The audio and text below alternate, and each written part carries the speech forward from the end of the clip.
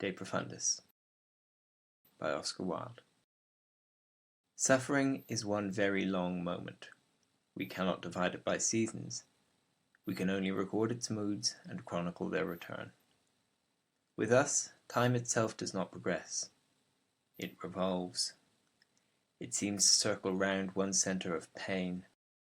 The paralyzing immobility of a life, every circumstance of which is regulated after an unchangeable pattern, so that we eat and drink, and lie down and pray, or kneel at least for prayer, according to the inflexible laws of an iron formula. This immobile quality that makes each dreadful day, in the very minutest detail, like its brother, seems to communicate itself to those external forces, the very essence of whose existence is ceaseless change. Of seed time or harvest, of the reapers bending over the corn, or the grape-gatherers threading through the vines, of the grass in the orchard made white with broken blossoms, or strewn with fallen fruit. Of these we know nothing, and can know nothing. For us there is only one season, the season of sorrow. The very sun and moon seem taken from us. Outside, the day may be blue and gold, but the light that creeps down through the thickly muffled glass of the small iron-barred window beneath which one sits is grey and niggard. It is always twilight in one's cell, as it is always twilight in one's heart, and in the sphere of thought, no less than in the sphere of time. Motion is no more. The thing that you personally have long ago forgotten, or can easily forget, is happening to me now, and will happen to me again tomorrow. Remember this, and you will be able to understand a little of why I am writing, and in this manner writing. A week later, I am transferred here. 3 more months go over, and my mother dies. No one knew how deeply I loved and honoured her. Her death was terrible to me. But I, once a lord of language, have no words in which to express my anguish and my shame. She and my father had bequeathed me a name they had made noble and honoured, not merely in literature, art, archaeology, and science, but in the public history of my own country, in its evolution as a nation. I had disgraced that name eternally. I had made it a low byword among low people. I had dragged it through the very mire. I had given it to brutes that they might make it brutal, and to fools that they might turn it into a synonym for folly. What I suffered then, and still suffer, is not for pen to write or paper to record. My wife, always kind and gentle to me, rather than that I should hear the news from indifferent lips, travelled, ill as she was, all the way from Genoa to England, to break to me herself the tidings of so irreparable, so irremediable a loss. Messages of sympathy reached me from all who had still affection for me. Even people who had not known me personally, hearing that a new sorrow had broken into my life, wrote to ask that some expression of their condolence should be conveyed to me. 3 months go over. The calendar of my daily conduct and labour, that hangs on the outside of my cell door with my name and sentence written upon it, tells me that it is May. Prosperity, pleasure, and success may be rough of grain and common in fibre, but sorrow is the most sensitive of all created things. There is nothing that stirs in the whole world of thought to which sorrow does not vibrate in terrible and exquisite pulsation. The thin, beaten-out leaf of tremulous gold that chronicles the direction of forces the eye cannot see is, in comparison, coarse. It is a wound that bleeds when any hand but that of love touches it, and even then must bleed again, though not in pain. Where there is sorrow, there is holy ground. Some day, people will realize what that means. They will know nothing of life till they do, and natures like his can realize it. When I was brought down from my prison to the court of bankruptcy between 2 policemen, waited in the long, dreary corridor, that before the whole crowd, whom an action so sweet and simple hushed into silence, he might gravely raise his hat to me, as, handcuffed and with bowed head, I passed him by. Men have gone to heaven for smaller things than that. It was in this spirit, and with this mode of love, that the saints knelt down to wash the feet of the poor, or stooped to kiss the leper on the cheek. I have never said one single word to him about what he did. I do not know, to the present moment, whether he is aware that I was even conscious of his action.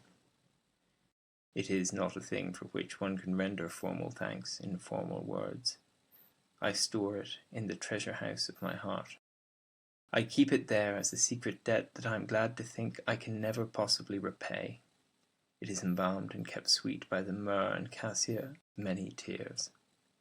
When wisdom has been profitless to me, philosophy barren, and the proverbs and phrases of those who have sought to give me consolation as dust and ashes in my mouth, the memory of that little, lovely, silent act of love has unsealed for me all the wells of pity, made the desert blossom like a rose, and brought me out of the bitterness of lonely exile into harmony with the wounded, broken, and great heart of the world.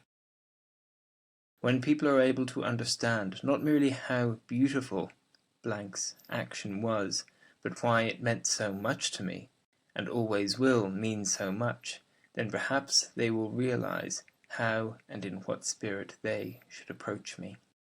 The poor are wise, more charitable, more kind, more sensitive than we are. In their eyes, prison is a tragedy in a man's life, a misfortune, a casualty, something that calls for sympathy in others. They speak of one who is in prison as of one who is in trouble simply. It is the phrase they always use, and the expression has the perfect wisdom of love in it. With people of our own rank, it is different. With us, prison makes a man a pariah, and I, such as I am, have hardly any right to air or sun. Our presence taints the pleasures of others. We are unwelcome when we reappear. To revisit the glimpses of the moon is not for us. Our very children are taken away. Those lovely links with humanity are broken. We are doomed to be solitary, while our sons still live. We are denied the one thing that might heal us and keep us, that might bring balm to the bruised heart and peace to the soul in pain. I must say to myself that I ruined myself, and that nobody great or small can be ruined except by his own hand. I am quite ready to say so. I am trying to say so, though they may not think it at the present moment. This pitiless indictment I bring without pity against myself. Terrible as was what the world did to me, what I did to myself was far more terrible still. I was a man who stood in symbolic relations to the art and culture of my age. I had realized this for myself at the very dawn of my manhood, and had forced my age to realize it afterwards. Few men hold such a position in their own lifetime, and have it so acknowledged. It is usually discerned, if discerned at all, by the historian or the critic, long after both the man and his age have passed away. With me it was different. I felt it myself and made others feel it. Byron was a symbolic figure, but his relations were to the passion of his age and its weariness of passion. Mine were to something more noble, more permanent, of more vital issue, of larger scope. The gods had given me almost everything. But I let myself be lured into long spells of senseless and sensual ease. I amused myself with being a flaneur, a dandy, a man of fashion. I surrounded myself with the smaller natures and the meaner minds. I became the spendthrift of my own genius, and to waste an eternal youth gave me a curious joy. Tired of being on the heights, I deliberately went to the depths, in the search for new sensation. What the paradox was to me in the sphere of thought, perversity became to me in the sphere of passion. Desire at the end was a malady or a madness, or both. I grew careless of the lives of others. I took pleasure where it pleased me, and passed on.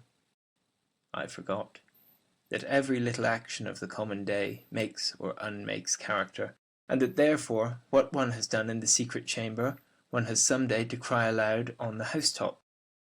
I ceased to be lord over myself. I was no longer the captain of my soul, and did not know it. I allowed pleasure to dominate me. I ended in horrible disgrace.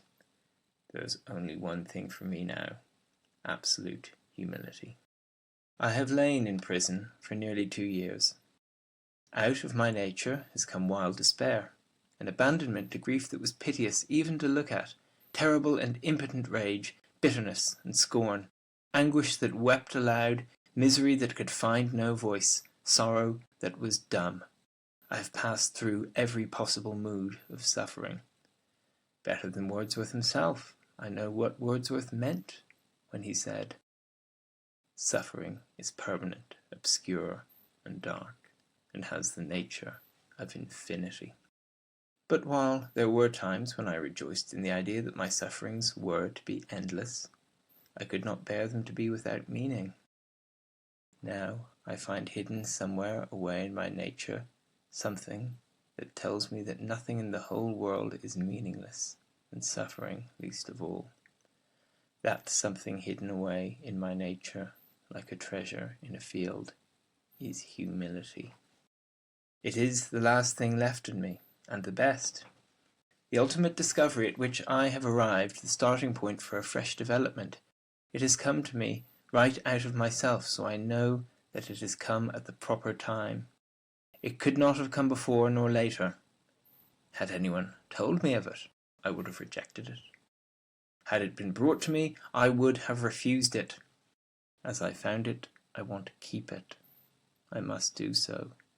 It is the one thing that has in it the elements of life, of a new life, vita nuova for me. Of all things, it is the strangest. One cannot acquire it, except by surrendering everything that one has. It is only when one has lost all things that one knows that one possesses it. Now I have realized that it is in me. I see quite clearly what I ought to do, in fact must do. And when I use such a phrase as that, I need not say that I am not alluding to any external sanction or command. I admit none. I am far more of an individualist than I ever was. Nothing seems to me of the smallest value except what one gets out of one's self. My nature is seeking a fresh mode of self-realization.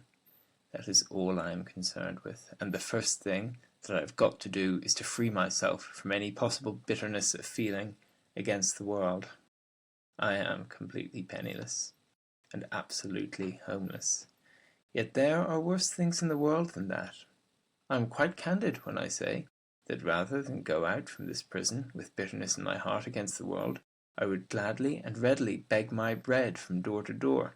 If I got nothing from the house of the rich, I would get something at the house of the poor.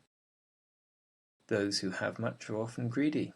Those who have little always share. I would not mind a bit sleeping in the cool grass in summer, and when winter came on, sheltering myself by the warm, close-thatched rick, or under the penthouse of a great barn, provided I had love in my heart. The external things of life seem to me now of no importance at all. You can see to what intensity of individualism I have arrived, or am arriving rather, for the journey is long, and where I walk there are thorns.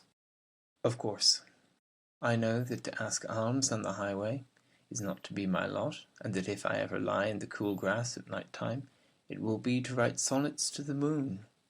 When I go out of prison, R will be waiting for me on the other side of the big iron-studded gate, and he is the symbol, not merely of his own affection, but of the affection of many others besides. I believe I am to have enough to live on for about 18 months at any rate, so that if I may not write beautiful books, I may at least read beautiful books, and what joy could be greater? After that, I hope to be able to recreate my creative faculty. But were things different? Had I not a friend left in the world? Were there not a single house open to me in pity? Had I to accept the wallet and ragged cloak of sheer penury? As long as I am free from all resentment, hardness, and scorn, I would be able to face the life with much more calm and confidence than I would were my body in purple and fine linen, and the soul within me sick with hate. And I really shall have no difficulty. When you really want love, you will find it waiting for you. I need not say that my task does not end there. It would be comparatively easy if it did. There is much more before me. I have hills far steeper to climb, valleys much darker to pass through, and I have to get it all out of myself. Neither religion, morality, nor reason can help me at all. Morality does not help me. I am a born antinomian. I am one of those who are made for exceptions, not for laws. But while I see that there is nothing wrong in what one does, I see that there is something wrong in what one becomes. It is well to have learned that. Religion does not help me. The faith that others give to what is unseen, I give to what one can touch and look at. My gods dwell in temples made with hands, and within the circle of actual experience is my creed made perfect and complete. Too complete, it may be, for like many, or all of those who have placed their heaven in this earth, I have found in it not merely the beauty of heaven, but the horror of hell also. When I think about religion at all, I feel as if I would like to found an order for those who cannot believe, the confraternity of the faithless, one might call it, where, on an altar on which no taper burned, a priest, in whose heart peace had no dwelling, might celebrate with unblessed bread and a chalice empty of wine. Everything to be true must become a religion. And agnosticism should have its ritual no less than faith.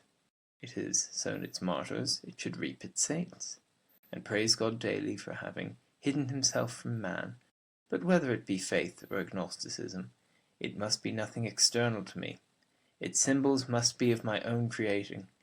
Only that is spiritual which makes its own form. If I may not find its secret within myself, I shall never find it. If I have not got it already, it will never come to me. Reason does not help me. It tells me that the laws under which I am convicted are wrong and unjust laws, and the system under which I have suffered a wrong and unjust system. But somehow I have got to make both of these things just and right to me. And exactly as in art, one is only concerned with what a particular thing is at a particular moment to oneself. So it is also in the ethical evolution of one's character. I've got to make everything that has happened to me good for me. The plank bed, the loathsome food, the hard ropes shredded into oakum till one's fingertips grow dull with pain, the menial offices with which each day begins and finishes, the harsh orders that routine seems to necessitate, the dreadful dress that makes sorrow grotesque to look at, the silence, the solitude, the shame. Each and all of these things I have to transform into a spiritual experience. There is not a single degradation of the body which I must not try and make into a spiritualizing of the soul. I want to get to the point when I shall be able to say quite simply and without affectation that the two great turning points in my life were when my father sent me to Oxford and when society sent me to prison. I will not say that prison is the best thing that could have happened to me, for that phrase would savour of too great bitterness towards myself. I would sooner say, or hear it said of me, that I was so typical a child of my age that in my perversity, and for that perversity's sake, I turned the good things of my life to evil, and the evil things of my life to good. What is said, however, by myself or by others, matters little. The important thing, the thing that lies before me, the thing that I have to do, if the brief remainder of my days is not to be maimed, marred, and incomplete, is to absorb into my nature all that has been done to me, to make it part of me, to accept it without complaint, fear, or reluctance. The supreme vice is shallowness. Whatever is realized is right. When first I was put into prison, some people advised me to try and forget who I was. It was ruinous advice. It is only by realizing what I am that I have found comfort of any kind. Now I am advised by others to try on my release to forget that I have ever been in prison at all. I know that would be equally fatal. It would mean that I would always be haunted by an intolerable sense of disgrace, and that those things which are meant for me as much as for anybody else, the beauty of the sun and moon, the pageant of the seasons, the music of daybreak and the silence of great nights, the rain falling through the leaves, or the dew creeping over the grass and making it silver, would all be tainted for me, and lose their healing power, and their power of communicating joy. To regret one's own experiences is to arrest one's own development. To deny one's own experiences is to put a lie into the lips of one's own life. It is no less than the denial of the soul. For just as the body absorbs things of all kinds, things common and unclean, no less than those that the priest or a vision has cleansed, and converts them into swiftness or strength, into the play of beautiful muscles, and the moulding of fair flesh, into the curves and colours of the hair, the lips, the eye, so the soul, in its turn, has its nutritive functions also, and can transform into noble modes of thought and passions of high import what in itself is base, cruel, and degrading. Nay, more, may find in these its most august modes of assertion, and can often reveal itself most perfectly through what was intended to desecrate or destroy. The fact of my having been the common prisoner of a common jail I must frankly accept, and, curious as it may seem, one of the things I shall have to teach myself is not to be ashamed of it. I must accept it as a punishment, and if one is ashamed of having been punished, one might just as well never have been punished at all. Of course, there are many things of which I was convicted that I had not done, but then there are many things of which I was convicted that I had done, and a still greater number of things in my life for which I was never indicted at all. And as the gods are strange, and punish us for what is good and humane in us, as much as for what is evil and perverse, I must accept the fact that one is punished for the good as well as for the evil that one does. I have no doubt that it is quite right one should be.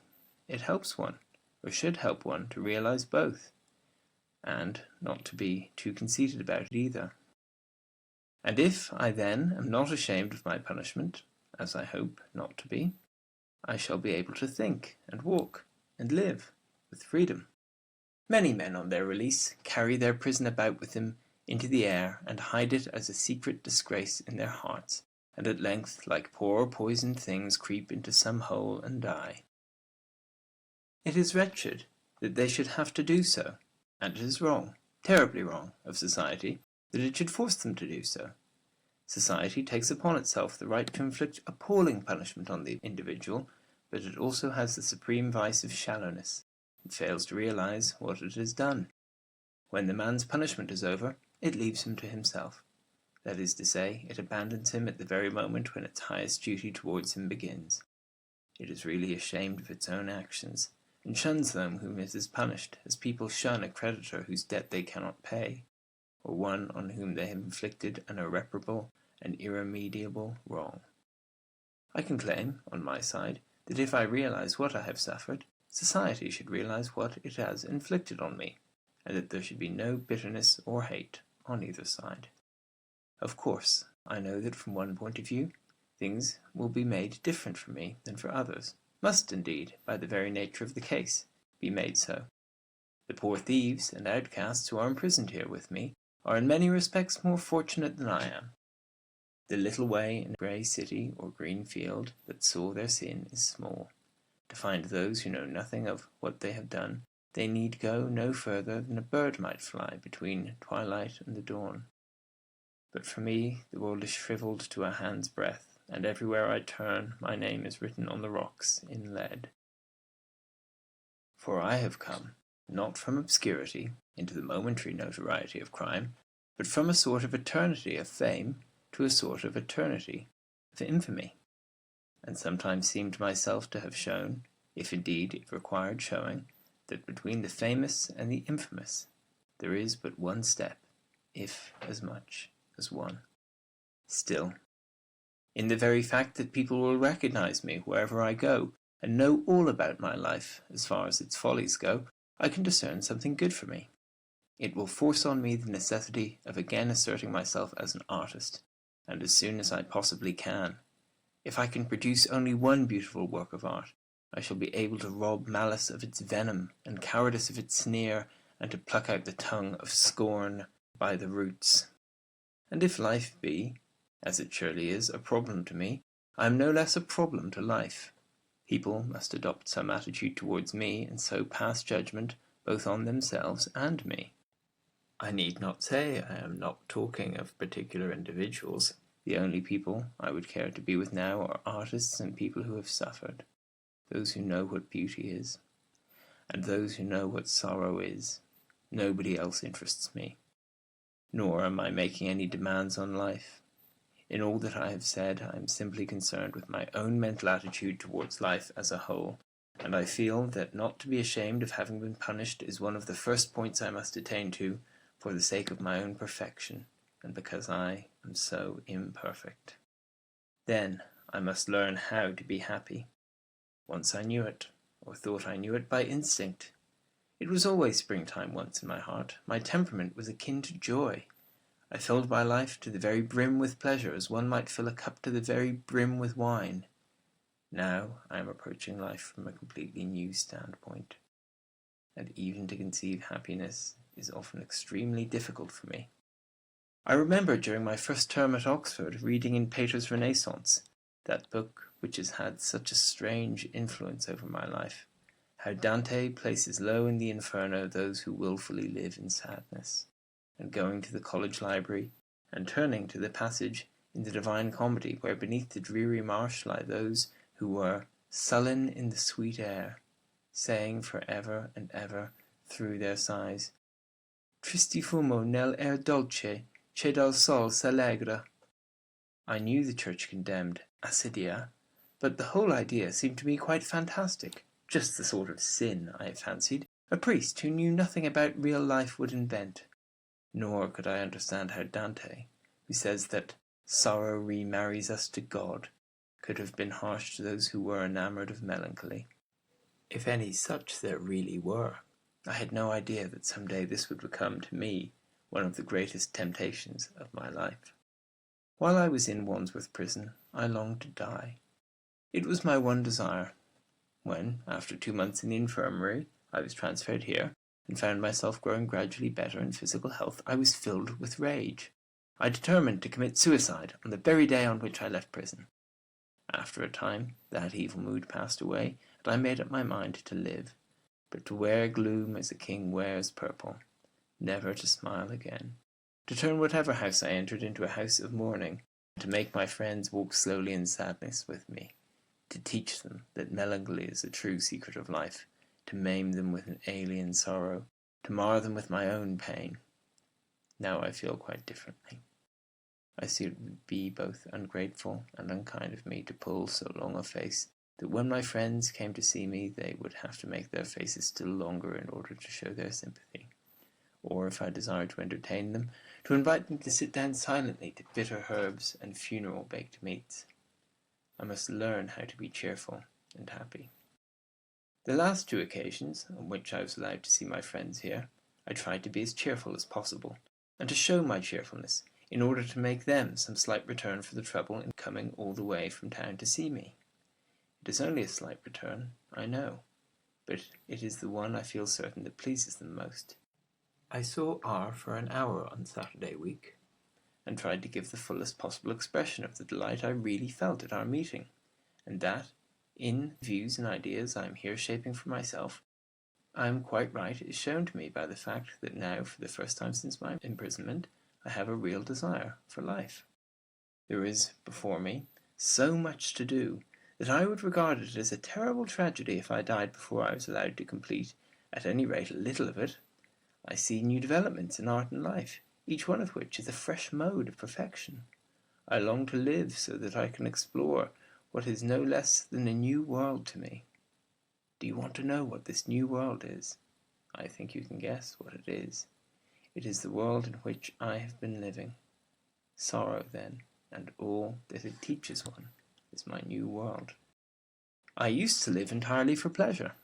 I shunned suffering and sorrow of every kind. I hated both.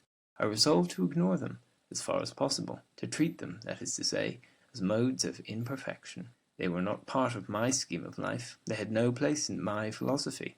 My mother, who knew life as a whole, used often to quote to me Goethe's lines, written by Carlyle, in a book he had given her years ago, and translated by him, I fancy, also. who never ate his bread in sorrow, who never spent the midnight hours, weeping and waiting for the morrow. He knows you not, ye heavenly powers. They were the lines that the noble Queen of Prussia, whom Napoleon treated with such coarse brutality, used to quote in her humiliation and exile. They were the lines my mother often quoted in the troubles of her later life. I absolutely declined to accept or admit the enormous truth hidden in them. I could not understand it.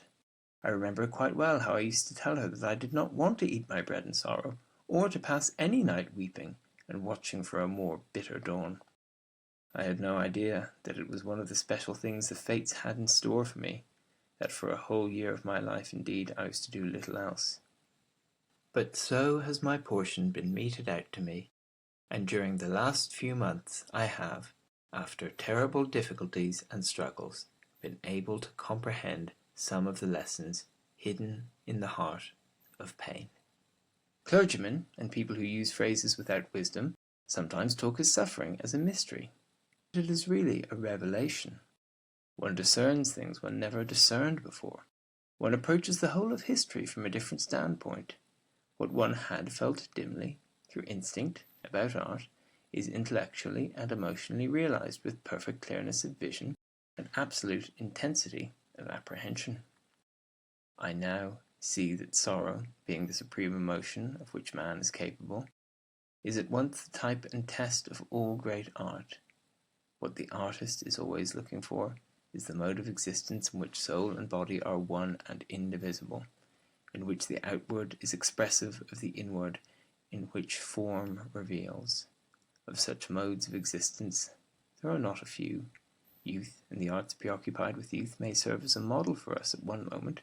At another, we may like to think that, in its subtlety and sensitiveness of impression, its suggestion of a spirit dwelling in external things and making its raiment of earth and air, of mist and city alike, and in its morbid sympathy of its moods and tones and colours, modern landscape art is realizing for us pictorially what was realized in such plastic perfection by the Greeks. Music, in which all subject is absorbed in expression and cannot be separated from it, is a complex example, and a flower or a child a simple example of what I mean. But sorrow is the ultimate type, both in life and art. Behind joy and laughter there may be a temperament, coarse, hard, and callous. But behind sorrow there is always sorrow. Pain, unlike pleasure, wears no mask. Truth in art is not any correspondence between the essential idea and the accidental existence. It is not the resemblance of shape to shadow, or of the form mirrored in the crystal to the form itself. It is no echo coming from a hollow hill, any more than it is a silver well of water in the valley that shows the moon to the moon and Narcissus to Narcissus. Truth in art is the unity of a thing with itself, the outward rendered expressive of the inward, the soul made incarnate, the body instinct with spirit. For this reason, there is no truth comparable to sorrow. There are times when sorrow seems to me to be the only truth.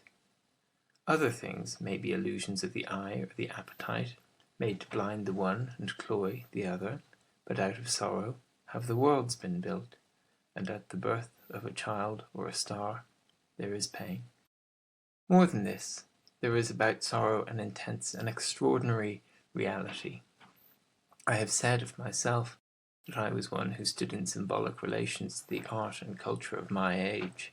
There is not a single wretched man in this wretched place along with me who does not stand in symbolic relation to the very secret of life, for the secret of life is suffering.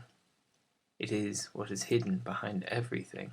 When we begin to live, what is sweet is so sweet to us, and what is bitter so bitter, that we inevitably direct all our desires towards pleasures, and seek not merely for a month or twain to feed on honeycomb, but for all our years to taste no other food, ignorant all the while that we may really be starving the soul.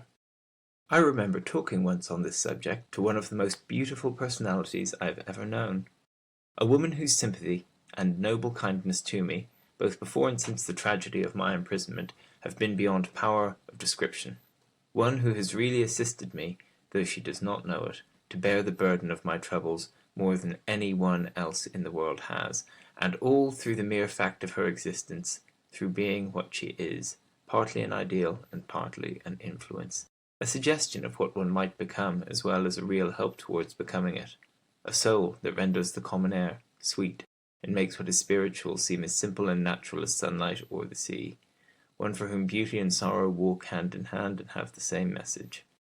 On the occasion of which I am thinking, I recall distinctly how I said to her that there was enough suffering in one narrow London lane to show that God did not love man, and that, wherever there was any sorrow, though but that of the child in some little garden weeping over a fault that it had or had not committed, the whole face of creation was completely marred. I was entirely wrong. She told me so, but I could not believe her. I was not in the sphere in which such belief was to be attained to.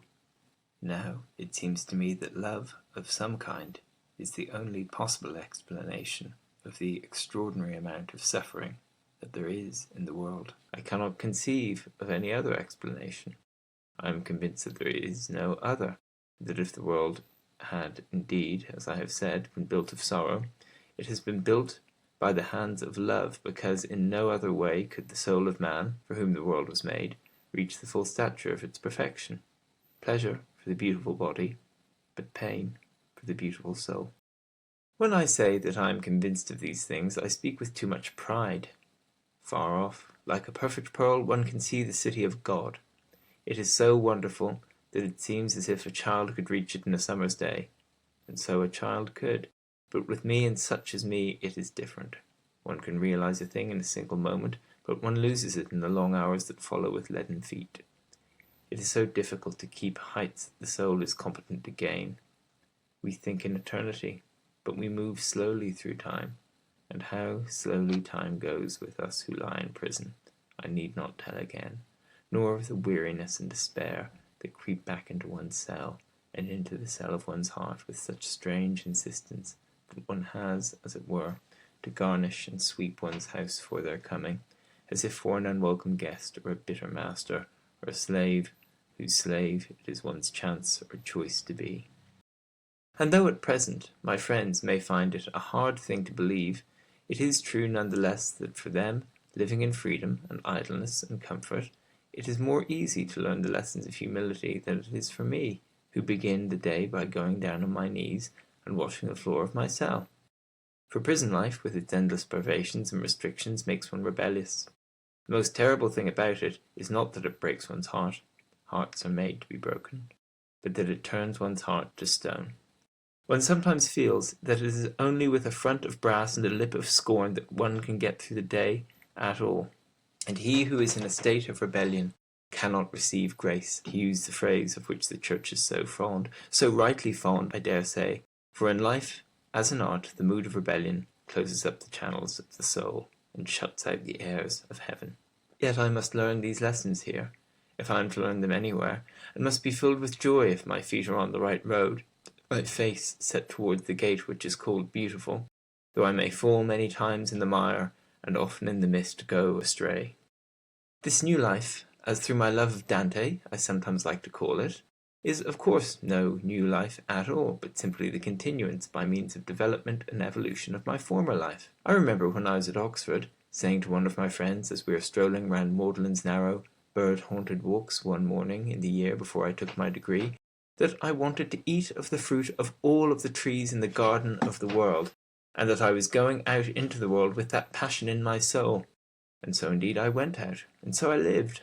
My only mistake was that I confined myself so exclusively to the trees on what seemed to me the sunlit side of the garden, and shunned the other side, for its shadow and its gloom, failure, disgrace, poverty, sorrow, despair, suffering, tears even, the broken words that come from lips in pain, remorse that makes one walk on thorns, conscience that condemns, self-abasement that punishes, the misery that puts ashes on its head, the anguish that chooses sackcloth for its raiment, and into its own drink puts gall, all of these things of which I was afraid. And, as I had determined to know nothing of them, I was forced to taste each of them in turn, to feed on them, to have for a season indeed no other food at all. I don't regret for a single moment having lived for pleasure. I did it to the full, as one should do everything that one does. There was no pleasure I did not experience. I threw the pearl of my soul into a cup of wine. I went down the primrose path to the sound of flutes. I lived on honeycomb, but to have continued the same life would have been wrong, because it would have been limiting. I had to pass on. The other half of the garden had its secrets for me also. Of course, all this is foreshadowed and prefigured in my books. Some of it is in The Happy Prince, some of it in The Young King, notably in the passage where the bishop says to the kneeling boy, "Is not he who made misery wiser than thou art?" A phrase which, when I wrote it, seemed to me little more than a phrase. A great deal of it is hidden away in the note of doom that like a purple thread through the texture of Dorian grey. In The Critic as Artist it is set forth in many colours. In The Soul of Man it was written down, and in letters too easy to read. It is one of the refrains whose recurring motifs make Salome so like a piece of music and bind it together as a ballad. In the prose poem of the man, who from the bronze of the image of the pleasure that liveth for a moment has to make the image of the sorrow that abideth for ever, it is incarnate. It could not have been otherwise. At every single moment of one's life, one is what one is going to be, no less than what one has been. Art is a symbol, because man is a symbol. It is, if I can fully attain to it, the ultimate realization of the artistic life. For the artistic life is simply self-development. Humility in the artist is his frank acceptance of all experiences, just as love in the artist is simply the sense of beauty that reveals to the world its body and its soul. In Marius the Epicurean, Pater seeks to reconcile the artistic life with the life of religion, in the deep, sweet, and austere sense of the word. But Marius is little more than a spectator, an ideal spectator, indeed, and one to whom it is given to contemplate the spectacle of life with appropriate emotions, which Wordsworth defines as the poet's true aim, yet a spectator merely, and because a little too much occupied with the comeliness of the benches of the sanctuary to notice that it is the sanctuary of sorrow that he is gazing at. I see a far more intimate and immediate connection between the true life of Christ and the true life of the artist, and I take a keen pleasure in the reflection that long before sorrow had made my days her own and bound me to her wheel, I had written in The Soul of Man that he who would lead a Christ-like life must be entirely and absolutely himself, and had taken as my types not merely the shepherd on the hillside and the prisoner in his cell, but also the painter to whom the world is pageant and the poet for whom the world is a song. I remember saying once to André Gide as we sat together in some Paris café that while metaphysics had but little real interest for me and morality absolutely none, there was nothing that either Plato or Christ had said that could not be transferred immediately into the sphere of art, and there find its complete fulfillment. Nor is it merely that we can discern in Christ that close union of personality with perfection, which forms the real distinction between the classical and romantic movement in life, but the very basis of his nature was the same as that of the nature of the artist, an intense and flame-like imagination. He realized in the entire sphere of human relations that imaginative sympathy, which, in the sphere of art, is the sole secret of creation. He understood the leprosy of the leper, the darkness of the blind, the fierce misery of those who live for pleasure, the strange poverty of the rich. Someone wrote to me in trouble, "When you are not on your pedestal, you are not interesting."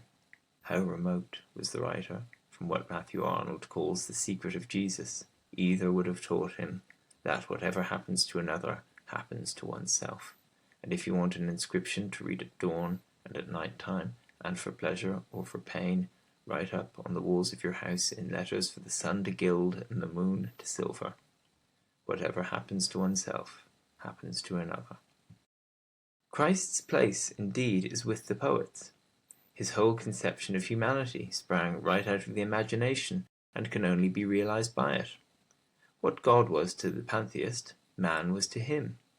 He was the first to conceive the divided races as a unity. Before his time there had been gods and men, and feeling through the mysticism of sympathy that in himself each had been made incarnate, he calls himself the son of one or the son of the other according to his mood. More than anyone else in history, he wakes in us that temper of wonder to which romance always appeals. There is still something to me almost incredible in the idea of a young Galilean peasant, imagining that he could bear on his own shoulders the burden of the entire world, all that had been done and suffered, and all that was yet to be done and suffered, the sins of Nero, or Caesar Borgia, or Alexander VI, and of him who is Emperor of Rome and priest of the sun, the sufferings of those whose names are legion and whose dwelling is among the tombs, oppressed nationalities, factory children, thieves, people in prison, outcasts, those who are dumb under oppression, and whose silence is heard only of God, and not merely imagining this, but actually achieving it, so that, at the present moment, all who come in contact with this personality, even though they may neither bow to his altar nor kneel before his priest, in some way find that the ugliness of their sin is taken away, and the beauty of their sorrow revealed to them. I had said of Christ that he ranks with the poets. That is true. Shelley and Sophocles are of his company, but his entire life also is the most wonderful of poems. For pity and terror, there is nothing in the entire cycle of Greek tragedy to touch it. The absolute purity of the protagonist raises the entire scheme to a height of romantic art from which the sufferings of Thebes and Pelops' line are by their very horror excluded, and shows how wrong Aristotle was when he said in his treatise on the drama that it would be impossible to bear the spectacle of one blameless in pain. Nor in Aeschylus nor Dante, those stern masters of tenderness, in Shakespeare, the most purely human of all the great artists, in the whole of Celtic myth and legend, where the loveliness of the world is shown through a mist of tears, and the life of a man is no more than the life of a flower, is there anything that, for sheer simplicity of pathos, wedded and made one with sublimity of tragic effect, can be said to equal or even approach the last act of Christ's passion?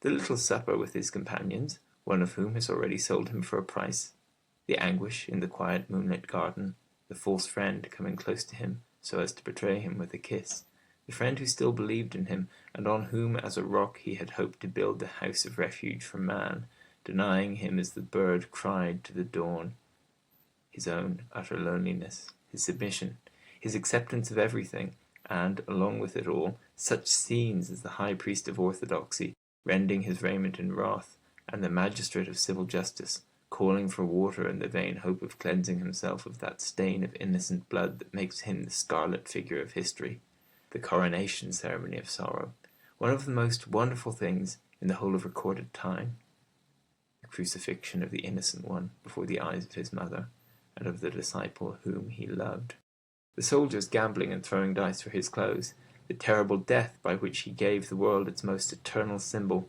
and his final burial in the tomb of the rich man, his body swathed in Egyptian linen, and with costly spices and perfumes, as though he had been a king's son.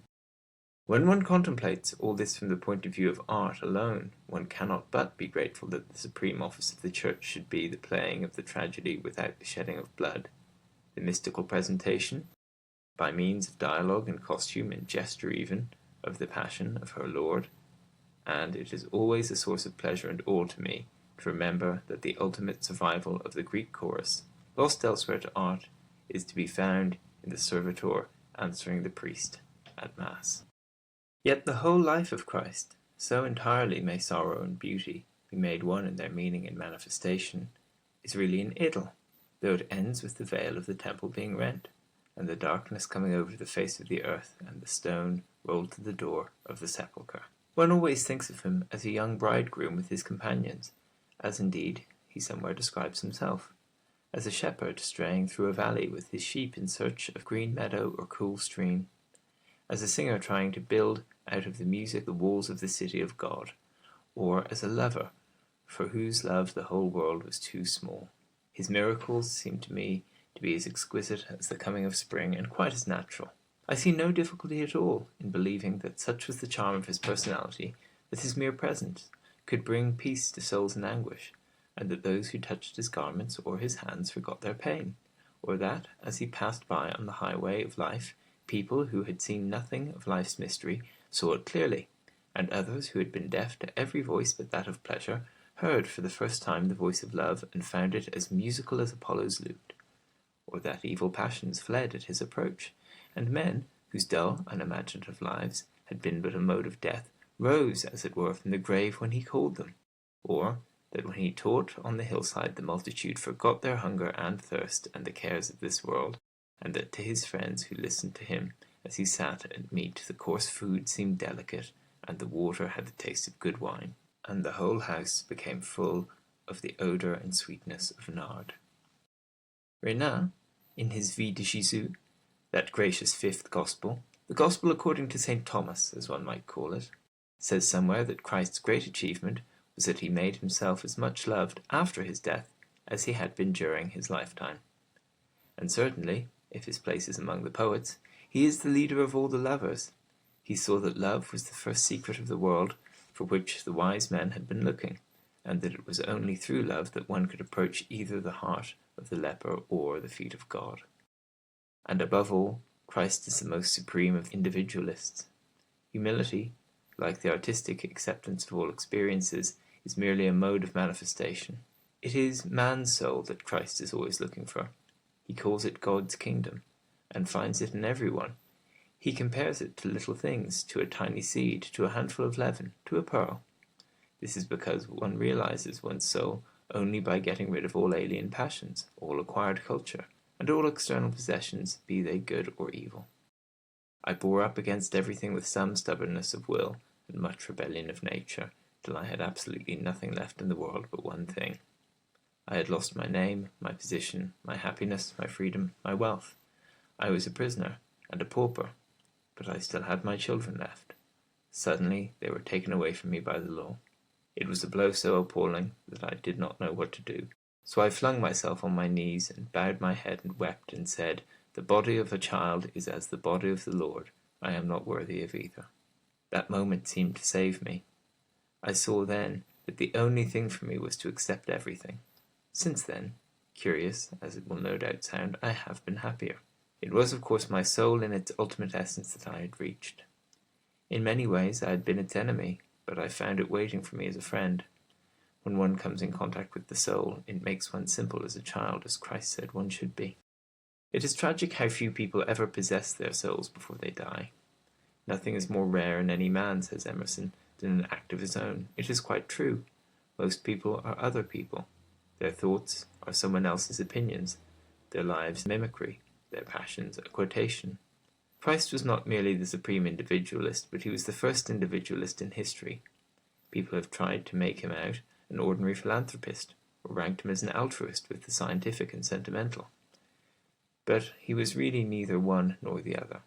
Pity he has, of course, for the poor, for those who are shut up in prisons, for the lowly, for the wretched, but he has far more pity for the rich, for the hard-hedonists, for those who waste their freedom in becoming slaves to things, for those who wear soft raiment and live in kings' houses. Riches and pleasure seem to him to be greater tragedies than poverty or sorrow. And for altruism, who knew better than he that it is vocation, not volition, that determines us, and that one cannot gather grapes of thorns or figs from thistles? To live for others as a definite self-conscious aim was not his creed. It was not the basis of his creed. When he says, "Forgive your enemies," it is not for the sake of the enemy, but for one's own sake he says so, and because love is more beautiful than hate. In his own entreaty to the young man, "Sell all that thou hast and give it to the poor," it is not of the state of the poor that he is thinking, but of the soul of the young man, the soul that wealth was marring. In his view of life he is one with the artist, and knows that by the inevitable law of self-perfection the poet must sing, and the sculptor think in bronze, and the painter make the world a mirror for his moods, as surely and as certainly as the hawthorn must blossom in spring, and the corn turn to gold at harvest time, and the moon in her ordered wanderings change from shield to sickle, and from sickle to shield. But while Christ did not say to men, "Live for others," he pointed out that there is no difference at all between the lives of others and one's own life. By this means he gave to man an extended, a tightened personality. Since his coming, the history of each separate individual is, or can be made, the history of the world. Of course, culture has intensified the personality of man. Art has made us myriad-minded. Those who have the artistic temperament go into exile with Dante, and learn how salt is the bread of others, and how steep their stairs. They catch for a moment the serenity and calm of Goethe, and yet know but too well that Baudelaire cried to God, "O Seigneur, Donnez-moi la force et le courage de contempler mon corps et mon cœur sans dégoût. Out of Shakespeare's sonnets they draw, to their own hurt it may be, the secret of his love, and they make it their own. They look with new eyes on modern life because they have listened to one of Chopin's nocturnes, or handled Greek things, or read the story of the passion of some dead man for some dead woman whose hair was like threads of fine gold, and whose mouth was as a pomegranate. But the sympathy of the artistic temperament is necessarily what has found expression, in words or in colours, in music or in marble, behind the painted masks of an Escalin play, or through some Sicilian shepherd's pierced and jointed reeds. The man and his message must have been revealed. To the artist, expression is the only mode under which he can conceive life at all. To him, what is dumb is dead, but to Christ it was not so. With the width and wonder of imagination that fills one almost with awe, he took the entire world of the inarticulate, the voiceless world of pain as his kingdom, and made of himself its eternal mouthpiece. Those of whom I have spoken, who are dumb under oppression, and whose silence is heard only of God, he chose as his brothers. He sought to become eyes to the blind, ears to the deaf, and a cry in the lips of those whose tongue had been tied. His desire was to be of the myriads who had found no utterance, a very trumpet through which they might call to heaven. And feeling, with the artistic nature of one, to whom suffering and sorrow were modes through which he could realize his conception of the beautiful, that an idea is of no value till it becomes incarnate and is made an image, he made of himself the image of the man of sorrows, and, as such, has fascinated and dominated art as no Greek god ever succeeded in doing. For Greek gods, in spite of the white and red of their fair fleet limbs, were not really what they appeared to be. The curved brow of Apollo was like the sun's disk crescent over a hill at dawn, and his feet were as the wings of the morning, but he himself had been cruel to Marsyas, and had made Niobe childless. In the steel shields of Athena's eyes there had been no pity for Arachne. The pomp and peacocks of Hera were all that was really noble about her, and the father of the gods himself had been too fond of the daughters of men. The two most deeply suggestive figures of Greek mythology were for religion Demeter, an earth goddess, not one of the Olympians, and for art Dionysus, the son of a mortal woman, to whom the moment of his birth had proved also the moment of her death. But life itself, from its lowliest and most humble sphere, produced one far more marvellous than the mother of Proserpina or the son of Semele. Out of the carpenter's shop in Nazareth had come a personality infinitely greater than any made by myth and legend, and one strangely enough destined to reveal to the world the mystical meaning of wine and the real beauties of the lilies of the field as none, either on Cythereion or at Enna, had ever done. The song of Isaiah, "He is despised and rejected of men, a man of sorrows, and acquainted with grief, and we hid, as it were, our faces from him," had seemed to him to prefigure himself, and in him the prophecy was fulfilled. We must not be afraid of such a phrase. Every single work of art is the fulfilment of a prophecy, for every work of art is the conversion of an idea into an image.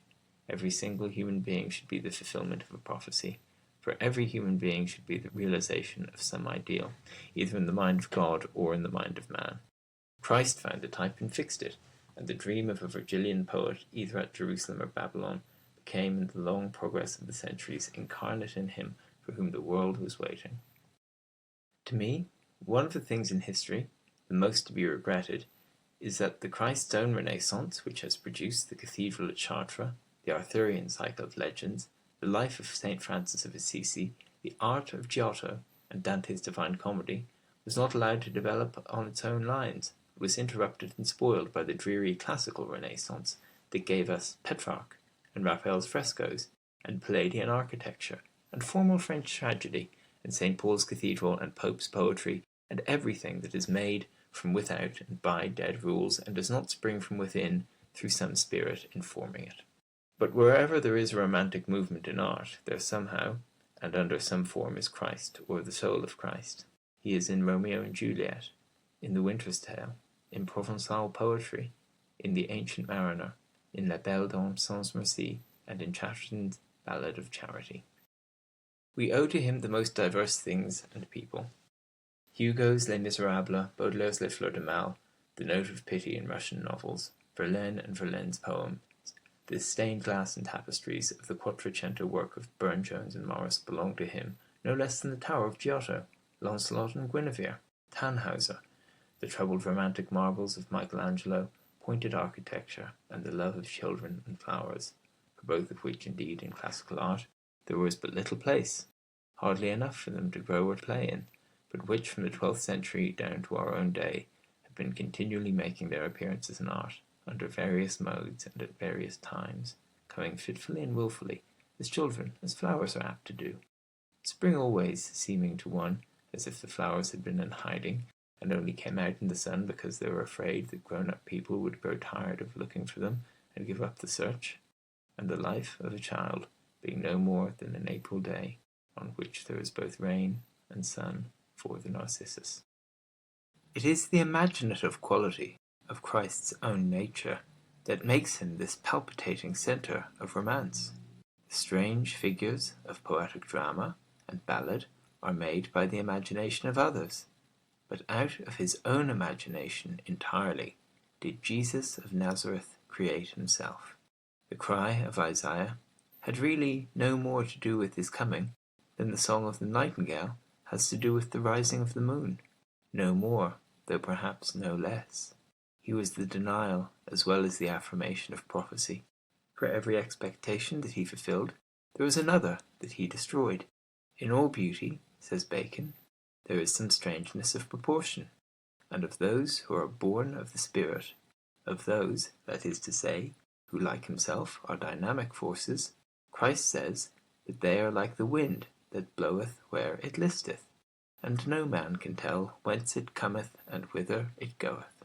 That is why he is so fascinating to artists. He has all the colour elements of life: mystery, strangeness, pathos, suggestion, ecstasy, love. He appeals to the temper of wonder, and creates that mood in which alone he can be understood. And to me, it is a joy to remember that if he is of imagination all compact, the world itself is of the same substance. I said in Dorian Gray that the great sins of the world take place in the brain.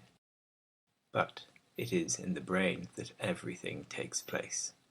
We know now that we do not see with the eyes or hear with the ears. They are really channels for the transmission, adequate or inadequate, of sense impressions. It is in the brain that the poppy is red, that the apple is odorous, that the skylark sings. Of late, I have been studying with diligence the 4 prose poems about Christ. At Christmas, I managed to get hold of a Greek Testament, and every morning, after I had cleaned my cell and polished my tins, I read a little of the Gospels, a dozen verses taken by chance anywhere. It is a delightful way of opening the day. Everyone, even in a turbulent, ill-disciplined life, should do the same. Endless repetition, in and out of season, has spoiled for us the freshness, the naivete, the simple romantic charm of the Gospels. We hear them read far too often, and far too badly, and all repetition is anti-spiritual. When one returns to the Greek, it is like going into a garden of lilies out of some narrow and dark house. And to me, the pleasure is doubled by the reflection that it is extremely probable that we have the actual terms, the epissima verba, used by Christ. It was always supposed that Christ talked in Aramaic. Even Renan thought so. But now we know that the Galilean peasants, like the Irish peasants of our own day, were bilingual, and that Greek was the ordinary language of intercourse all over Palestine, as indeed all over the Eastern world. I never liked the idea that we knew of Christ's own words only through a translation of a translation. It is a delight to me to think that as far as his conversation was concerned, Charmides might have listened to him, and Socrates reasoned with him, and Plato understood him. That he really said, ego eimi hopoimein hokalos, that, when he thought of the lilies of the field, and how they neither toil nor spin, his absolute expression was katamathete takrina tu agru pos oxane okapiai ude methe, and that his last word, when he cried out, "My life has been completed, has reached its fulfillment, has been perfected, was exactly as St. John tells us it was, tetelestai, no more. While in reading the Gospels, particularly that of St. John himself, or whatever early Gnostic took his name and mantle, I see the continual assertion of the imagination as the basis of all spiritual and material life. I see also that to Christ imagination was simply a form of love, and that to him love was Lord in the fullest meaning of the phrase. Some 6 weeks ago I was allowed by the doctor to have white bread to eat instead of the coarse black or brown bread of ordinary prison fare. It is a great delicacy. It will sound strange that dry bread could possibly be a delicacy to anyone. To me it is so much so that at the close of each meal I carefully eat whatever crumbs may be left on my tin plate or have fallen on the rough towel that one uses as a cloth, so as not to soil one's table. And I do so not from hunger. I get now quite sufficient food, but simply in order that nothing should be wasted of what is given to me. So one should look on love.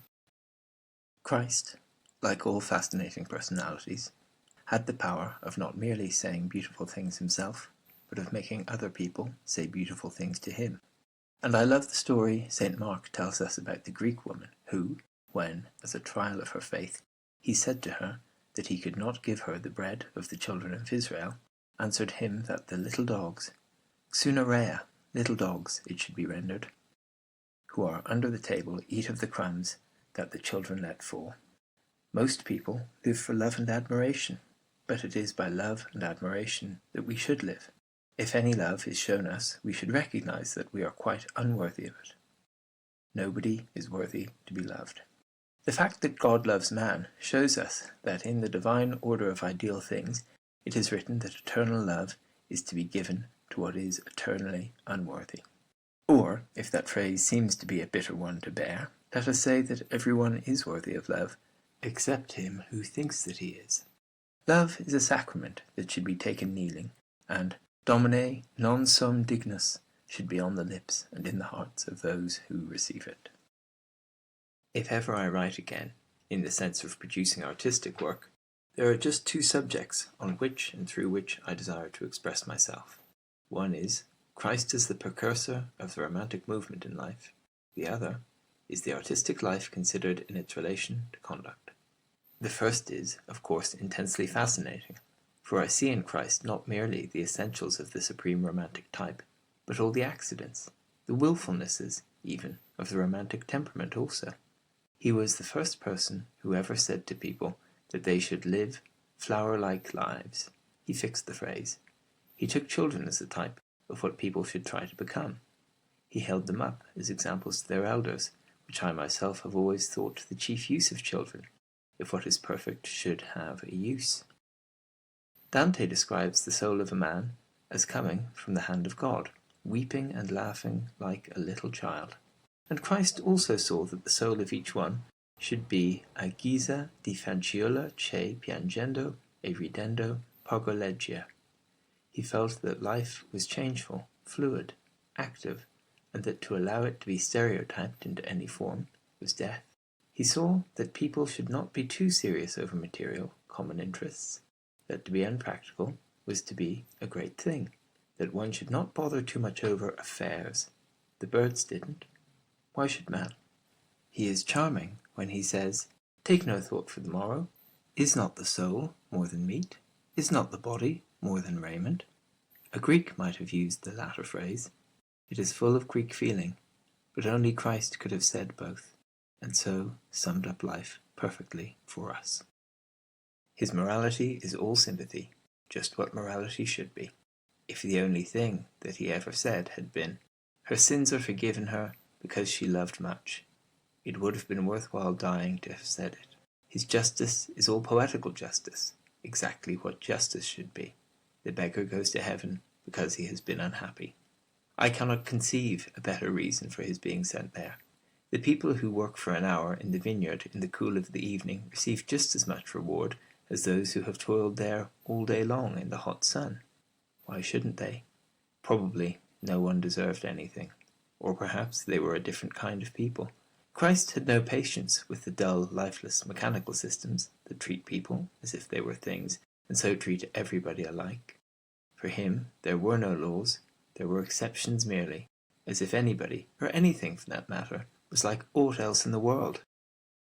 That which is the very keynote of romantic art was to him the proper basis of natural life.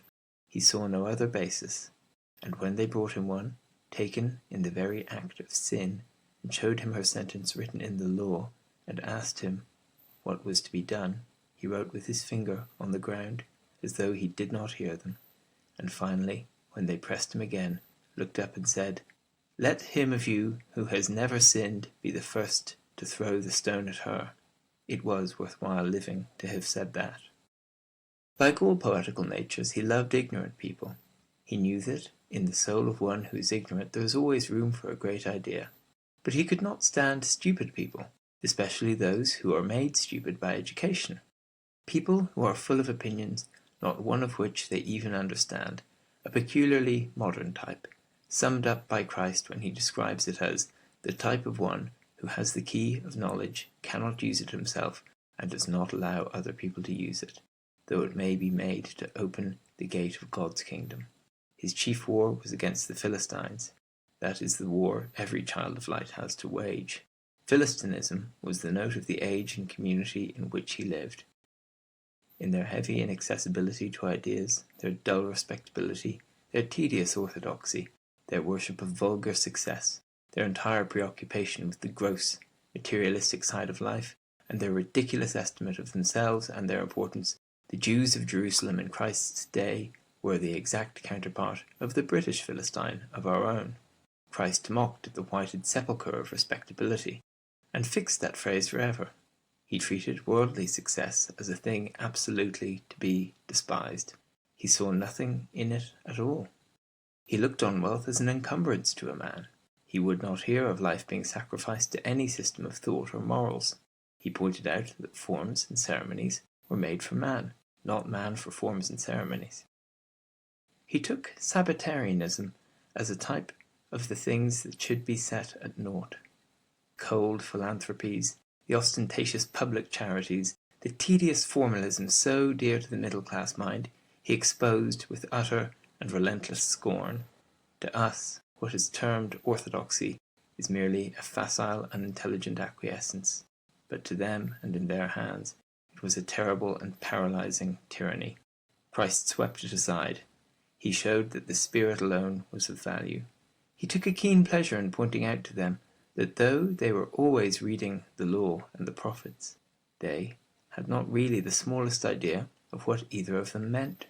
In opposition to their tithing of each separate day into the fixed routine of prescribed duties, as they tithe mint and rue, he preached the enormous importance of living completely for the moment. Those whom he saved from their sins are saved simply for beautiful moments in their lives. Mary Magdalene, when she sees Christ, breaks the rich vase of alabaster that one of her 7 lovers has given her, and spills the odorous spices over his tired, dusty feet, and for that one moment's sake sits forever with Ruth and Beatrice in the tresses of the snow-white rose of paradise.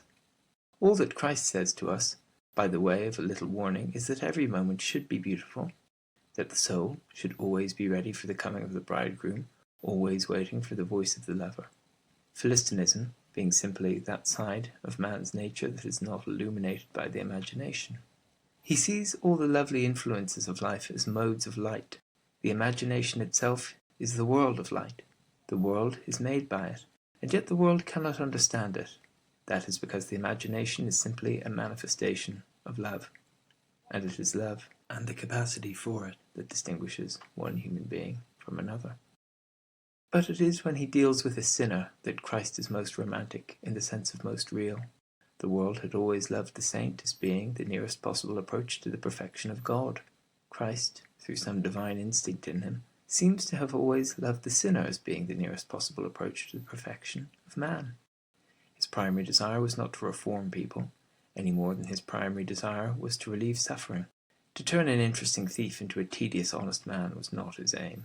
He would have thought little of the Prisoners' Aid Society and other modern movements of the kind. The conversion of a publican into a Pharisee would not have seemed to him a great achievement. But in a manner not yet understood of the world, he regarded sin and suffering as being in themselves beautiful, holy things and modes of perfection. It seems a very dangerous idea. It is. All great ideas are dangerous. That it was Christ's creed admits of no doubt. That it is the true creed, I don't doubt myself. Of course the sinner must repent. But why? Simply because otherwise he would be unable to realize what he had done. The moment of repentance is the moment of initiation.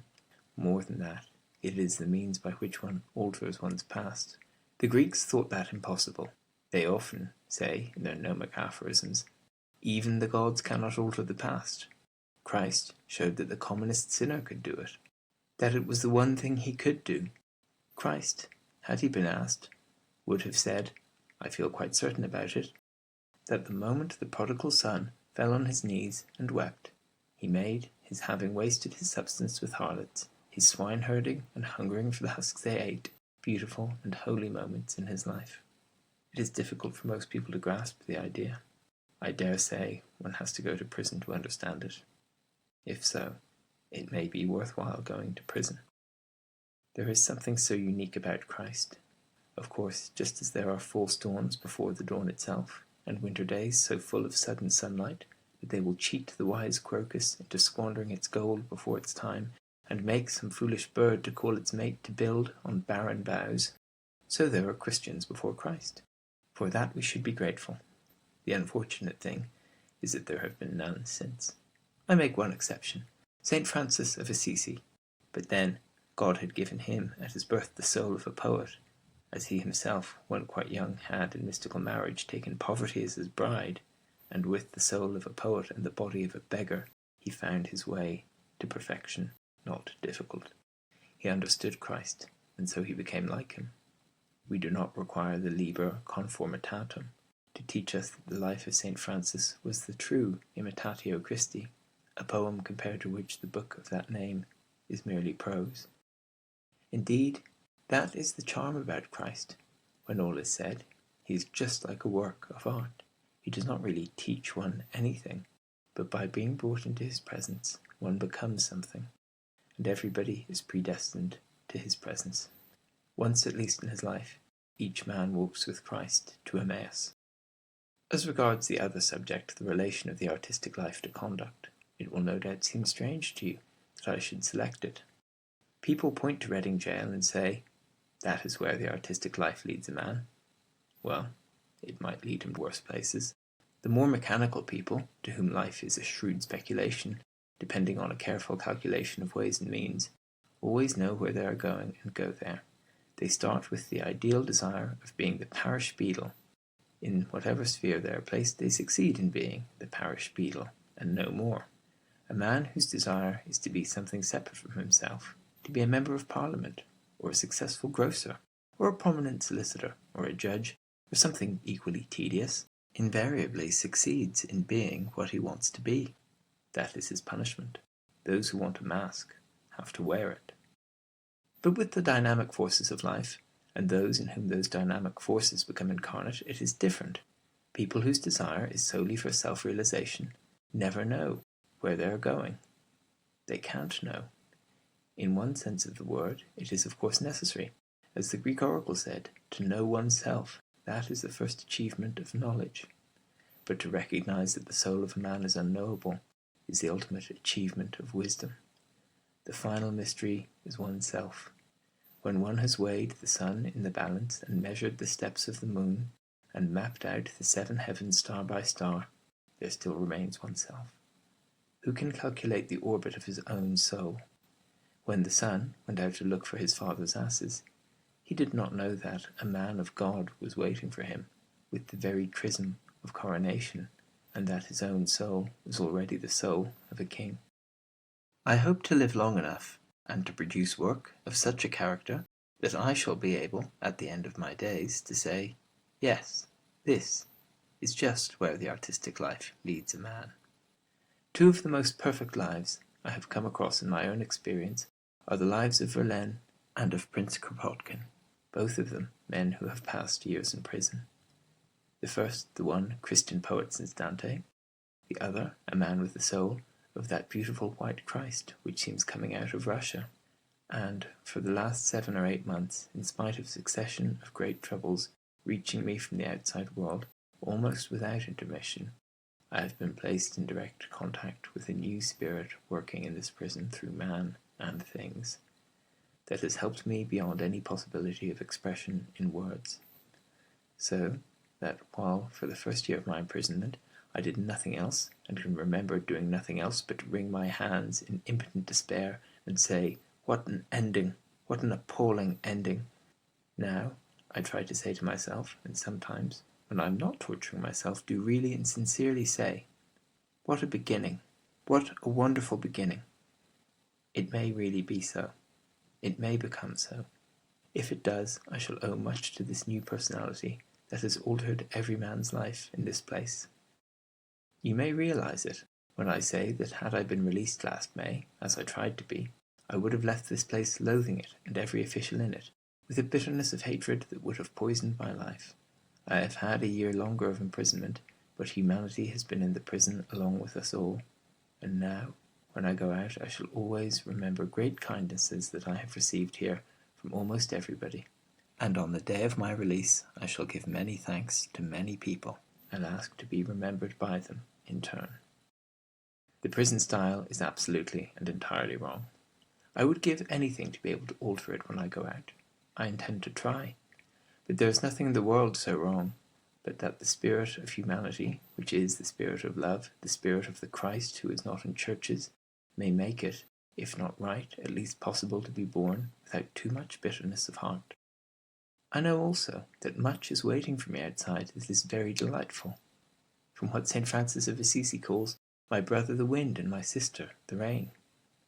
Lovely things both of them, down to the shop windows and sunsets of great cities. If I made a list of all that still remains to me, I don't know where I should stop, for indeed God made the world just as much for me as for anyone else. Perhaps I may go out with something that I had not got before. I need not tell you that to me reformations in morals are as meaningless and vulgar as reformations in theology. But while to propose to be a better man is a piece of unscientific cant, to have become a deeper man is the privilege of those who have suffered, and such, I think, I have become. If, after I am free, a friend of mine gave a feast, and did not invite me to it, I should not mind a bit. I can be perfectly happy by myself. With freedom, flowers, books, and the moon, who could not be perfectly happy? Besides, feasts are not for me any more. I have given too many to care about them. That side of life is over for me. Very fortunately, I dare say. But if, after I am free, a friend of mine had a sorrow and refused to allow me to share it, I should feel it most bitterly. If he shut the doors of the house of mourning against me, I would come back again and again, beg to be admitted, so that I might share in what I was entitled to share in. If he thought me unworthy, unfit to weep with him, I should feel it as the most poignant humiliation, as the most terrible mode in which disgrace could be inflicted on me. But that could not be. I have a right to share in sorrow, and he who can look at the loveliness of the world and share its sorrow, and realize something of the wonder of both, is in immediate contact with divine things, and has got as near to God's secret as anyone can get. Perhaps there may come into my art also, no less than into my life, a still deeper note, one of greater unity of passion and directness of impulse. Not width, but intensity, is the true aim of modern art. We are no longer in art concerned with the type. It is with the exception that we have to do. I cannot put my sufferings into any form they took, I need hardly say. Art only begins where imitation ends, but something must come into my work, of fuller memory, of words perhaps, of richer cadences, of more curious effects, of simpler architectural order, of some aesthetic quality, at any rate. When Marsyas was torn from the scabbard of his limbs, della vagina della membra sue, to use one of Dante's most terrible Tacitean phrases, He had no more song, the Greek said. Apollo had been victor, the lyre had vanquished the reed. But perhaps the Greeks were mistaken. I hear in much modern art the cry of Marsyas. It is bitter in Baudelaire, sweet and plaintive in Lamartine, mystic in Verlaine. It is in the deferred resolutions of Chopin's music. It is in the discontent that haunts Burne-Jones's women. Even Matthew Arnold, whose Song of Callicles tells of the triumph of the sweet persuasive lyre and the famous final victory in such a clear note of lyrical beauty, has not a little of it. In the troubled undertone of doubt and distress that haunts his verses, neither Goethe nor Wordsworth could help him, though he followed each in turn, and when he seeks to mourn for Thyrsis or to sing of the scholar gypsy, it is the reed that he has to take for the rendering of his strain. But whether or not the Phrygian faun was silent, I cannot be. Expression is as necessary to me as leaf and blossoms are to the black branches of the trees that show themselves above the prison walls and are so restless in the wind. Between my art and the world there is now a wide gulf, but between art and myself there is none. I hope at least that there is none. To each of us different fates are meted out. My lot has been one of public infamy, of long imprisonment, of misery, of ruin, of disgrace. But I am not worthy of it, not yet, at any rate. I remember that I used to say that I thought I could bear a real tragedy if it came to me with purple pall and a mask of noble sorrow, but that the dreadful thing about modernity was that it put tragedy into the raiment of comedy, so that the great realities seemed commonplace or grotesque or lacking in style. It is quite true about modernity. It has probably always been true about actual life. It is said that all martyrdom seemed mean to the looker-on. The 19th century is no exception to the rule. Everything about my tragedy has been hideous, mean, repellent, lacking in style. Our very dress makes us grotesque. We are the zanies of sorrow. We are clowns whose hearts are broken. We are specially designed to appeal to the sense of humour. On November 13th, 1895, I was brought down here from London. From 2 o'clock till 2:30 on that day, I had to stand on the centre platform of Clapham Junction in convict dress, and handcuffed for the world to look at. I had been taken out of the hospital ward without a moment's notice being given to me. Of all possible objects, I was the most grotesque. When people saw me, they laughed. Each train as it came up swelled the audience. Nothing could exceed their amusement. That was, of course, before they knew who I was. As soon as they had been informed, they laughed still more. For half an hour I stood there in the grey November rain, surrounded by a jeering mob. For a year after that was done to me, I wept every day at the same hour and for the same space of time. That is not such a tragic thing as possibly it sounds to you. To those who are in prison, tears are a part of every day's experience. A day in prison on which one does not weep is a day on which one's heart is hard, not a day on which one's heart is happy. Well, now I am really beginning to feel more regret for the people who laughed than for myself. Of course, when they saw me, I was not on my pedestal. I was in the pillory. But it is a very unimaginative nature that only cares for people on their pedestals. A pedestal may be a very unreal thing. A pillory is a terrific reality. They should have known also how to interpret sorrow better. I have said that behind sorrow there is always sorrow. It were wiser still to say that behind sorrow there is always a soul. And to mock at a soul in pain is a dreadful thing. In the strangely simple economy of the world, people only get what they give, and to those who have not enough imagination to penetrate the mere outward of things and feel pity, what pity can be given, save that of scorn? I write this account of the mode of my being transferred here, simply that it should be realized how hard it has been for me to get anything out of my punishment but bitterness and despair. I have, however, to do it, and now and then I have moments of submission and acceptance. All the spring may be hidden in the single bud, and the low-ground nest of the lark may hold the joy that is to herald the feet of many rose-red dawns.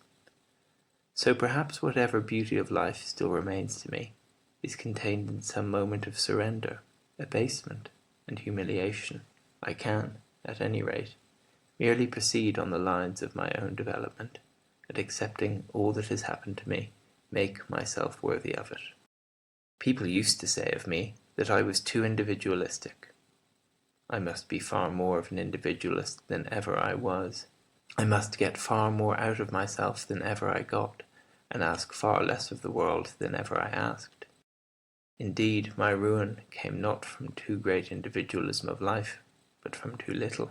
The one disgraceful, unpardonable, and to all time contemptible action of my life was to allow myself to appeal to society for help and protection. To have made such an appeal would have been, from the individualist point of view, bad enough, but what excuse can there ever be put forward for having made it? Of course, once I had put into motion the forces of society, society turned on me and said, "Have you been living all this time in defiance of my laws, and do you now appeal to those laws for protection? You shall have those laws exercised to the full. You shall abide by what you have appealed to." The result is I am in jail. Certainly no man ever fell so ignobly, and by such ignoble instruments, as I did. The Philistine element in life is not the failure to understand art. Charming people, such as fishermen, shepherds, ploughboys, peasants, and the like, know nothing about art, and are the very salt of the earth. He is the Philistine who upholds and aids the heavy, cumbrous, blind, mechanical forces of society, and who does not recognize dynamic force when he meets it, either in a man or a movement. People thought it dreadful of me to have entertained at dinner the evil things of life, and to have found pleasure in their company. But then, from the point of view through which I, as an artist in life, approached them, they were delightfully suggestive and stimulating. The danger was half the excitement. My business as an artist was with Ariel. I set myself to wrestle with Caliban. A great friend of mine, a friend of 10 years' standing, came to see me some time ago, and told me that he did not believe a single word of what was said against me, and wished me to know that he considered me quite innocent and the victim of a hideous plot. I burst into tears at what he said, and told him that while there was much amongst the definite charges that was quite untrue, and transferred to me by revolting malice, still that my life had been full of perverse pleasures, and that unless he accepted that as a fact about me, and realized it to the full, I could not possibly be friends with him any more, or ever be in his company. It was a terrible shock to him. But we are friends, and I have not got his friendship on false pretenses. Emotional forces, as I say somewhere in Intentions, are as limited in extent and duration as the forces of physical energy. The little cup that is made to hold so much can hold so much and no more, though all the purple vats of Burgundy be filled with wine to the brim, and the treaders stand knee-deep in the gathered grapes of the stony vineyards of Spain. There is no error more common than that of thinking that those who are the causes or occasions of great tragedies share in the feelings suitable to the tragic mood, no error more fatal than expecting it of them. The martyr, in his shirt of flame, may be looking on the face of God, but to him who is piling the faggots or loosening the logs for the blast, the whole scene is no more than the slaying of an ox is to the butcher, or the felling of a tree to the charcoal burner in the forest, or the fall of a flower to one who is mowing down the grass with a scythe. Great passions are for the great of soul, and great events can be seen only by those who are on a level with them. I know of nothing in all drama more incomparable from the point of view of art, nothing more suggestive in its subtlety of observation, than Shakespeare's drawing of Rosencrantz and Guildenstern. They are Hamlet's college friends. They have been his companions. They bring with them memories of pleasant days together. At the moment when they come across him in the play, he is staggering under the weight of a burden intolerable to one of his temperament. The dead have come armed out of the grave to impose on him a mission at once too great and too mean for him. He is a dreamer, and he is called upon to act. He has the nature of a poet, and he is asked to grapple with the common complexity of cause and effect, with life in its practical realization, of which he knows nothing, not with life in its ideal essence, of which he knows so much. He has no conception of what to do, and his folly is to feign folly. Brutus used madness as a cloak to conceal the sword of his purpose, the dagger of his will. But the Hamlet madness is a mere mask for the hiding of weakness. In the making of fancies and jests he sees a chance of delay. He keeps playing with action as an artist plays with a theory. He makes himself the spy of his proper actions, and listening to his own words knows them to be but words, words, words. Instead of trying to be the hero of his own history, he seeks to be the spectator of his own tragedy. He disbelieves in everything, including himself, and yet his doubt helps him not, as it comes not from skepticism, but from a divided will. Of all this, Guildenstern and Rosencrantz realize nothing.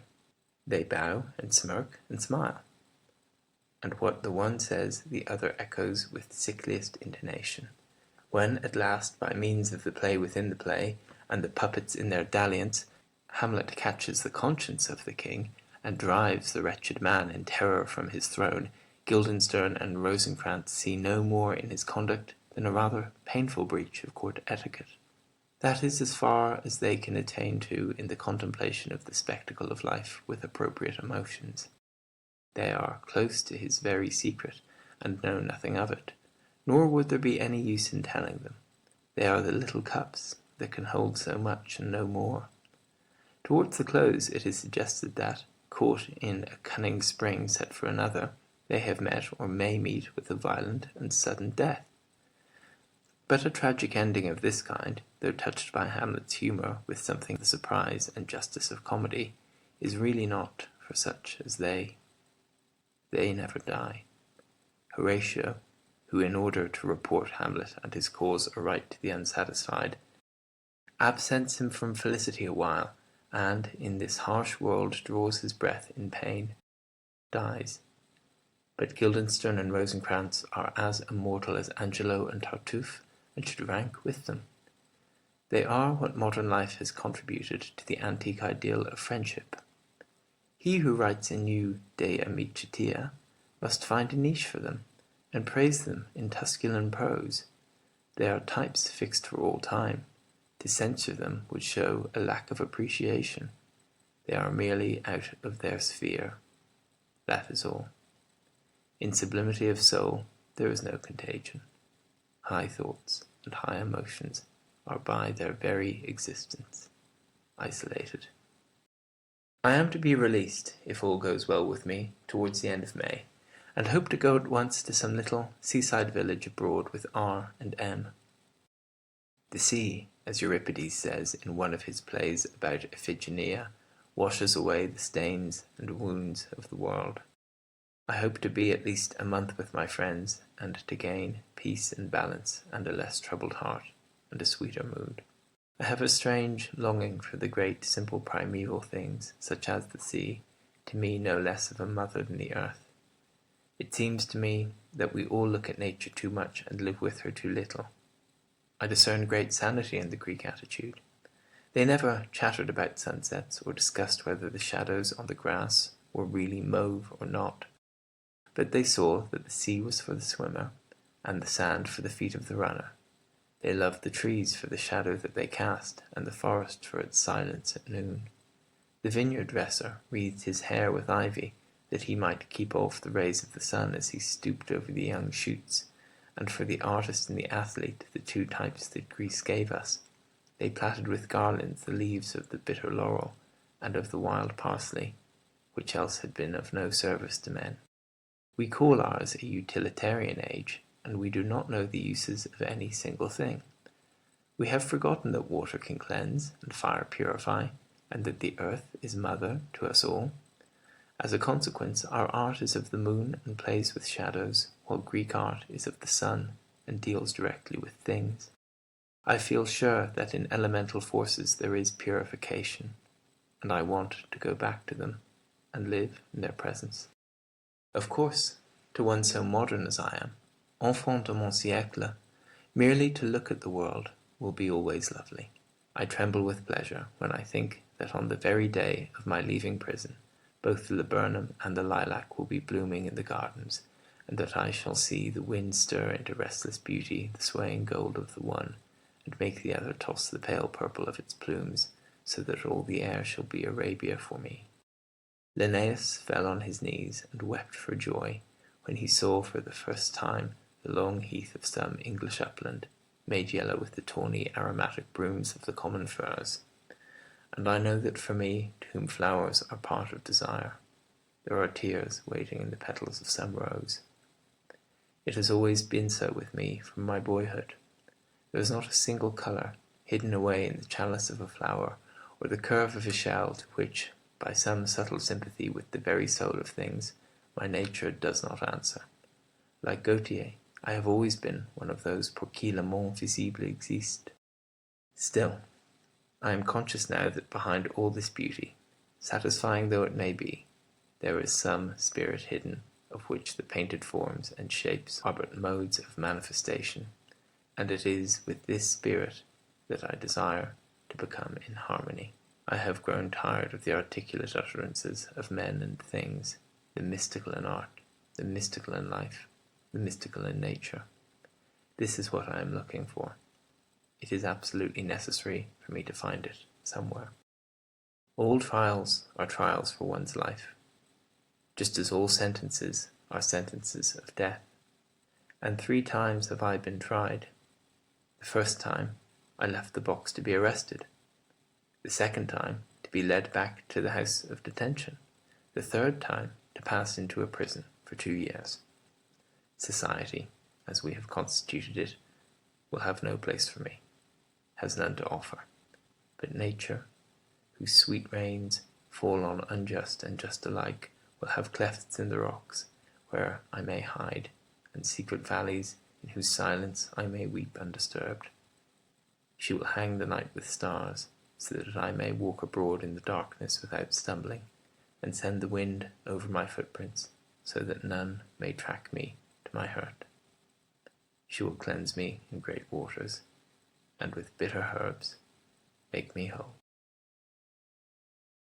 If you like the video, put a like, subscribe to the channel and click on the bell to not miss our new videos.